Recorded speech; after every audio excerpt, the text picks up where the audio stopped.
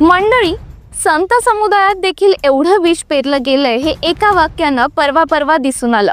गांधींचा तिरस्कार करा, गोडसेंना गौरव करा या विषारी विचाराचा परिणाम असा झालाय की आज देशात काही जण नथुराम गोडसे व्हायचं असं स्वप्न पाहत आहेत आणि संगमनेरमध्ये कीर्तनाच्या गादीवर बसलेल्या एका महाराजांनी थेट बाळासाहेब थोरात यांना धमकीच दिली।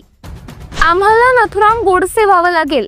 हा प्रकार केवळ थोरातांच्या वरची धमकी नाही तर महाराष्ट्राच्या संत परंपरेला काळा डाग लावणारा प्रकार आहे असं म्हटलं तरी वावगं ठरणार नाही। संगमनेर जवळील घुलेवाडी गावात कीर्तनकार संग्राम बापू भंडारे यांनी कीर्तन सुरू केलं। सुरुवातीला विषय होता हिंदुत्व, पण काही वेळात भाषण इतकं चिघळलं की त्यांनी थेट काँग्रेसचे ज्येष्ठ नेते बाळासाहेब थोरात यांचा उल्लेख करत आम्हाला नथुराम गोडसे व्हावं लागेल असं विधान केलं आणि इथूनच सुरू झाला वादाचा विषय। वाद एवढा वाढला की बाळासाहेब थोरात आणि कीर्तनकार यांच्यात दोन शब्द देखील झाले। वारकरी कीर्तन म्हणजे अध्यात्म, संतवाणी, चांगुलपणाची शिकवण, पण संग्राम भंडारे नावाच्या महाराजांनी कीर्तनाच्या गादीवर बसून भाजप नेत्यांची स्तुती करायला सुरुवात केली। भक्त अध्यात्म ऐकायला आले होते, पण ऐकायला मिळालं राजकारण। लोकांनी विरोध केला तर महाराजांचा इगो दुखावला आणि मग संत परंपरेला शोभेल असं वचन देण्याऐवजी थेट धमकी, आम्हाला गोडसे व्हावं लागेल। गोडसे व्हायचं म्हणजे नेमकं काय? खून करायचा, हिंसा पसरवायची की आणखी काही करायचे? एक कीर्तनकार लोकांना असा संदेश कसा काय देऊ शकतो? ही भाषा केवळ गैरजबाबदार नाही तर समाजात थेट हिंसा भडकवणारी नाही का? आपल्या महाराष्ट्रात संत सावतामाळी, तुकोबाराय, ज्ञानेश्वर, नामदेव, मुक्ताबाई, जनाबाई अशी संतांची अखंड परंपरा आहे। त्यांनी शिकवलं कोणी उच्च नाही, कोणी नीच नाही, सगळे भगवंताची लेकरं। अस्पृश्यता दूर करण्याचा प्रयत्न केला, स्वच्छतेचा संदेश दिला, पण ही समतेची शिकवण उच्चवर्गीयांना खटकली आणि त्यांनी संतांना विरोध केला। या महाराजाला इतकी हिम्मत कुठून आली? कारण त्यांना माहिती आहे की सध्या गृह खातं देवेंद्र फडणवीसांकडे, सत्ताधाऱ्यांची छत्रछाया असेल तर पोलीस काही कारवाया करणार नाहीत, म्हणूनच ते बिनधास्त धमकी देतात, गोडसे हो। ही मानसिकता किती धोकादायक आहे हे आपण समजून घेतलं नाही तर उद्या कोणालाही देशभक्तीच्या नावाखाली ठार मारण्याची धमकी दिली जाईल। गोडसे झाल्यावर शेवट काय झाला? गांधींच्या हत्येनंतर नथुराम गोडसेला फासावर लटकवलं गेलं।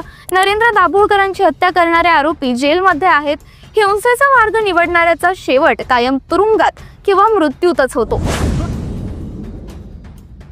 महाराष्ट्रात अजूनही अनेक प्रामाणिक वारकरी कीर्तनकार आहेत जे संत वचनाचं खरं काम करतात, पण काही महाराज राजकारणासाठी वारकरी परंपरेला काळा डाग लावत आहेत। हा प्रकार वारकरी परंपरेच्या शुद्धतेवर, पवित्रतेवर आणि विश्वासार्हतेवरचं मोठं संकट आहे असं तुम्हाला वाटत नाही का? हा फक्त बाळासाहेब थोरातांवरचा हल्ला नाही, हा गांधींच्या विचारांवर हल्ला आहे, हा महाराष्ट्राच्या संत विचारधारेवर हल्ला आहे आणि हा लोकशाहीवरचाही हल्ला आहे। सत्य, अहिंसा, बंधुभाव आणि समानता हा खरा वारसा आहे। काँग्रेसचे विजय वडेट्टीवार यांनी जोरदार प्रत्युत्तर देत सांगितलं, वारकरी परंपरेतून कीर्तन सांगणारा माणूस जर गोडसेची भाषा बोलत असेल तर तो महाराष्ट्राच्या संस्कृतीला काळीमा फासतोय। तसंच त्यांनी गृहमंत्र्यांना सवाल केला की राज्यात पोलिसांचा धाक उरलाय की नाही। याचवेळी थोरातांचे भाचे आणि काँग्रेस आमदार सत्यजित तांबे यांनी भंडारे यांचा उद्धटपणा उघड करत टीका केली।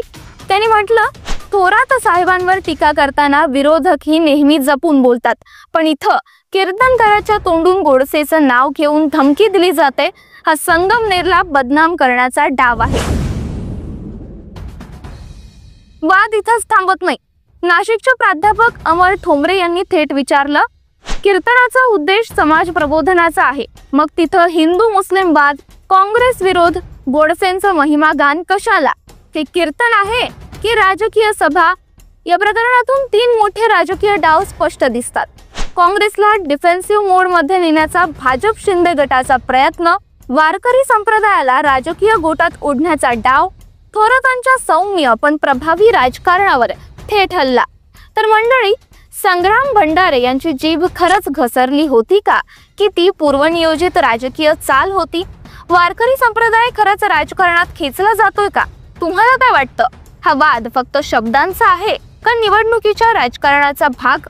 कमेंट मध्ये नक्की सांगा. चॅनलवर नवीन असाल तर सबस्क्राईब करा आणि व्हिडिओ शेअर करायला विसरू नका.